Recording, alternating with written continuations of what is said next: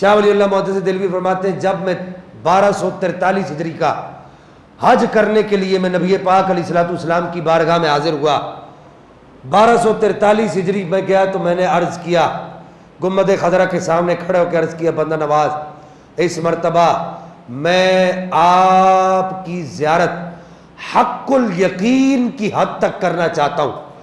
علم کے 3 پارٹس ہیں، یہ بات یاد رکھیے گا، 3 پارٹس آف نالج۔ ایک علم کا پارٹ یہ ہے، ایک شعبہ یہ ہے علم الیقین۔ علم الیقین کس کو کہتے ہیں کہ میں نے کسی کو کہا کہ اس مسجد کے باہر فلاں کام ہو رہا ہے، آپ نے سن کر یقین کر لیا۔ ایک یہ ہوتا ہے کہ میں نے آپ کو کہا کہ جی اس کو کہتے ہیں علم الیقین، میں نے آپ کو کہا کہ اس مسجد کے باہر آگ لگی ہوئی ہے، آپ نے سن کر یقین کر لیا، یہ علم الیقین ہے۔ میں نے کہا باہر آگ لگی ہوئی ہے، آپ نے سنا، باہر جا کر دیکھ کر یقین کر لیا، اس کو کہتے ہیں عین الیقین، یہ علم کا دوسرا پارٹ ہے۔ میں نے کہا مسجد کے باہر آگ لگی ہوئی ہے، آپ نے باہر جا کر آگ کو دیکھا، اور میں نے کہا آگ لگی ہوئی ہے، آپ نے جا کر آگ کے اندر اپنا ہاتھ رکھا، اللہ نہ کرے آپ نے ہاتھ رکھا یا اس کے پاس جا کے کھڑے ہوئے، اس کی تپش کو محسوس کیا، جب آپ کو آگ کا یقین ہو گیا کہ ہاں یار یہ تو جلاتی ہے، تو اب یہ جلانے کا جو اس وقت جو آپ کو یقین ہوا، اس کو کہتے ہیں حق الیقین۔ یہ تیسرا پارٹ ہے نالج کا۔ تو حضرت شاہ ولی اللہ محدث دہلوی نے عرض کیا کہ یا رسول اللہ میں حق الیقین میں آپ سے ملنا چاہتا ہوں۔ بولو نا سبحان اللہ۔ میں حق الیقین میں آپ سے ملنا چاہتا ہوں، کیا مطلب؟ سوڑا سب مانتے ہیں شاہ ولی اللہ محدث دہلوی کو، کوئی انکار نہیں کر سکتا، سب مانتے ہیں، کوئی کہتا ہے ہمارے، کوئی کہتے ہیں ہمارے، کوئی کہتے ہیں ہمارے۔ میں اکثر کہتا ہوں کہ یار رکھ لو تمہارے ہی، رکھ لو تمہارے ہی ہے۔ ہمارے پاس داتا گنج بخش علی اجمیری ہے نا، ہمارے پاس شاہ ولی اللہ محدث دہلوی، اگر تم لے جاتے ہو لے جاؤ۔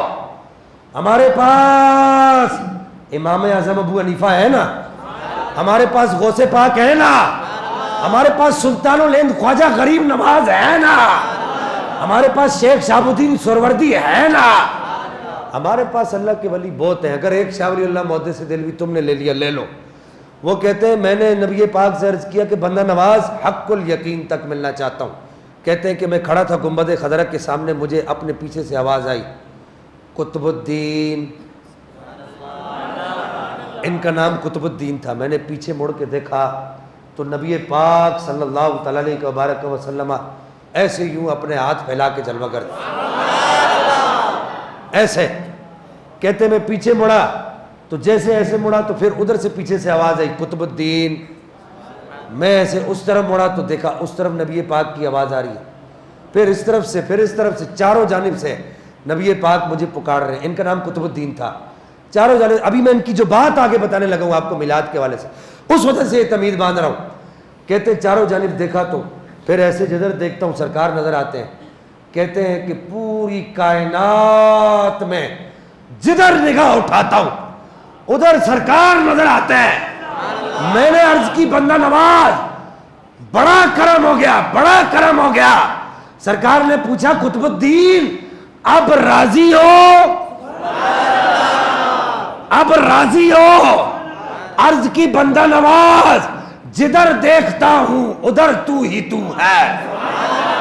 یہ شاہ ولی اللہ محدث دہلوی کہتے ہیں جہاں نبی پاک کی ولادت ہوئی 12 ربیع الاول کے دن میں اس جگہ پہنچا، میں نے دیکھا کچھ لوگ بیٹھے ہوئے نبی پاک علیہ الصلوۃ والسلام پر درود و سلام پڑھ رہے ہیں، کچھ لوگوں نے حلقہ بنایا ہوا نبی پاک کی ولادت کا تذکرہ کر رہے ہیں، کچھ لوگ بیٹھے ہوئے قصیدہ بردہ شریف پڑھ رہے ہیں، کچھ لوگ بیٹھے ہوئے قصیدہ اطیب النعم پڑھ رہے ہیں، کچھ لوگ بیٹھے ہوئے کچھ کیا پڑھ رہے ہیں، کچھ کیا پڑھ رہے ہیں۔ کہتے ہیں کہ جس جگہ سے نبی پاک کے ذکر کی آوازیں آ رہی تھی اور 12 ربیع الاول کا دن تھا، لوگ مولود کی محفل سجا کر بیٹھے تھے۔